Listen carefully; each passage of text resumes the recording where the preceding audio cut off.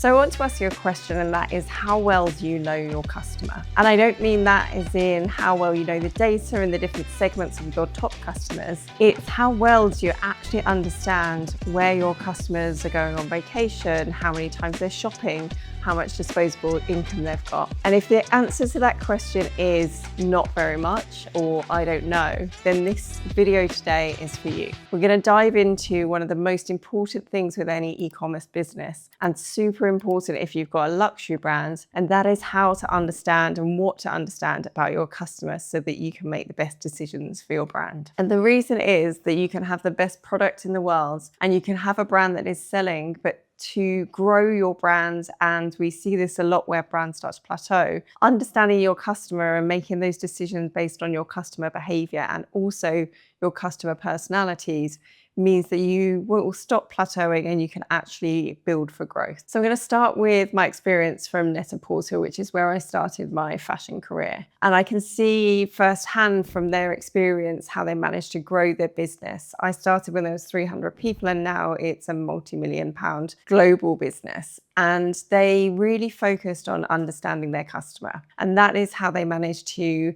get content that worked for that customer and grow the brand to what it is today. So let me run through what Net-a-Porter did and how that is still so relevant in today's market. So they understood that their top tier of customers were the most important to them. They were the ones that spent the most, and if nurtured well, they would go on to spend the majority of their disposable income with them. So when I was at Net-a-Porter, they built out an EIP program, and that is extremely important person.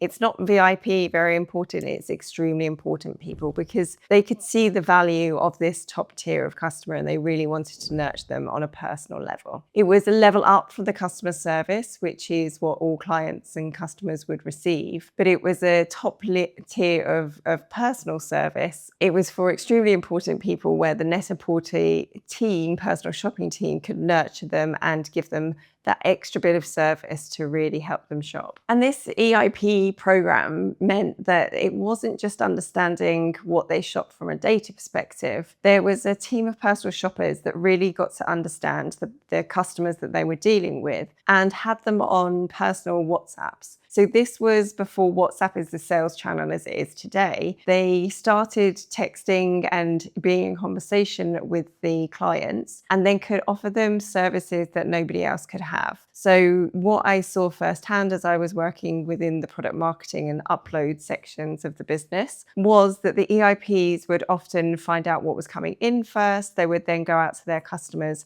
and offer that preview before anybody else got it. And when that's luxury, that's exactly what the luxury customer wants. They want to get that exclusive product or luxury products before anybody else and be the first person to have it. So the best customers at Net-a-Porter could get their hands on the products before anybody else, before it even went live on the website. And that was nurtured by the personal shopping team. And understanding their customer and what their customers' preferences were meant that the personal shopping team could pick out and become stylists for them, which, as any business person knows and any busy mum knows, that is the best thing for them, for a personal shopping stylist to come to them and offer solutions to things that they would like. So the WhatsApp channel was an integral part of this, and understanding who their customers were, how many children they had, what their lifestyle was, where they're going on vacation, where they had holidays and holiday homes. It was all part of the personal shopping package and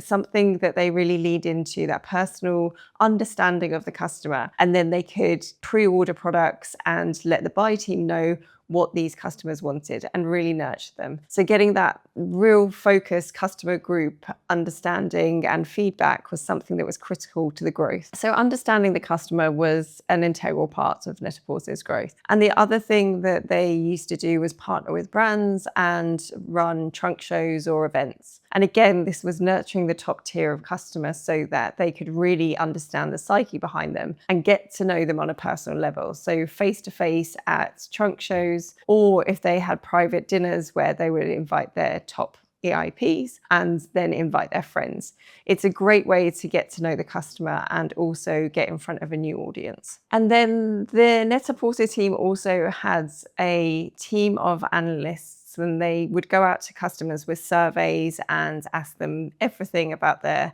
lifestyle, shopping habits, what brands they wanted. And this insight was integral to the growth of Net-a-Porter. They had a full team that would be constantly looking at the data, finding out brands that they could go out and buy. They would also find different pockets of locations where potentially they could run different events. So they spent a lot of time and effort understanding not just the top tier in their EIP program, but also understanding everybody that was shopping with them. And this wasn't just a data shopping behavior data, it was really understanding and going out and speaking to the client. And not from just surveys, there would often be roundtable focus groups and everything leading up to getting a full picture of what the customer would want. So Net-a-Porter managed to build their business around really focusing on a couple of things. One of them was obviously the customer, and that was through the EIP program, using WhatsApp before anybody else to have that personal service, and also their customer surveys, which were a regular thing within the business. So understanding the customer and building out an editorial content around them was also critical. Net-a-Porter was built on a editorial first messaging, and that's how it became so popular.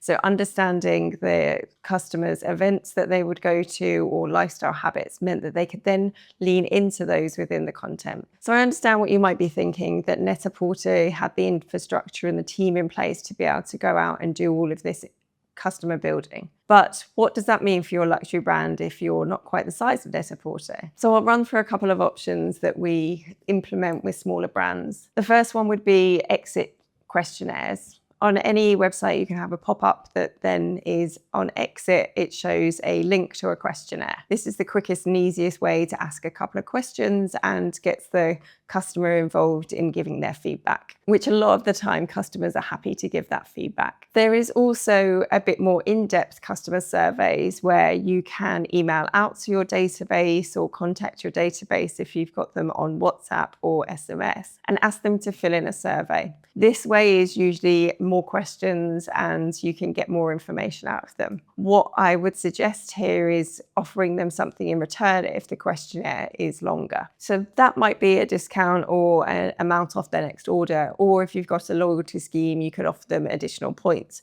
in return for those answers. So why is it so important to understand your customer, whichever size of business that you have? Number one is that your customer usually will tell you a bit more about what they're looking for when it comes to your brand and can offer you solutions on new products, or if you're a multi-brand, it can offer you solutions on different brands that you want to bring in. Number two is usually that these questionnaires and answers to the questions that you're going out with will give you ideas for content for your marketing plan. So this will be email campaigns based on what answers are coming back from your customers because it's relevant for them. It's also great to understand where your customers are going and what events they're going to, because then you can go out and find more of customers similar to the ones that you've already got. And lastly, it can change how the customer sees your brands. If you're going out and asking them actively about their opinions and what they want to see and listening to that feedback, then they feel like they've been heard and valued. And if you're offering loyalty points or discounts off your next order, it means that they're then going to come and buy back into the brand. So building that customer trust and brand loyalty. So understanding your customer from a data point of view is critical, but also understanding on a personal level is even better, especially if it's your top tier of customers, that top 10% that are probably making up the majority of your revenue. Have a look at the data, really understand who that customer is, and then nurture that customer on a personal level. And once you start collecting this data, the data and answers might actually surprise you. You might not know your customers as well as you thought you did, but the best thing is that you'll really get to understand who they are and what they're looking for using customer surveys or post-purchase reviews. So Net-a-Porter's EIP program is still active today. And that's 2 decades later. So there's value in them still having it. And I would say that that is a real integral part of the customer service and program that they've got at Net-a-Porter. For it to have lasted this long, it's not just a campaign and a one-off. It's an integral part of their business and something that they obviously still really value. So I'll leave you with the same question that I started with, and that is, how well do you know your customers? And if it's not very much, then go out there today and set up reviews or post-purchase surveys,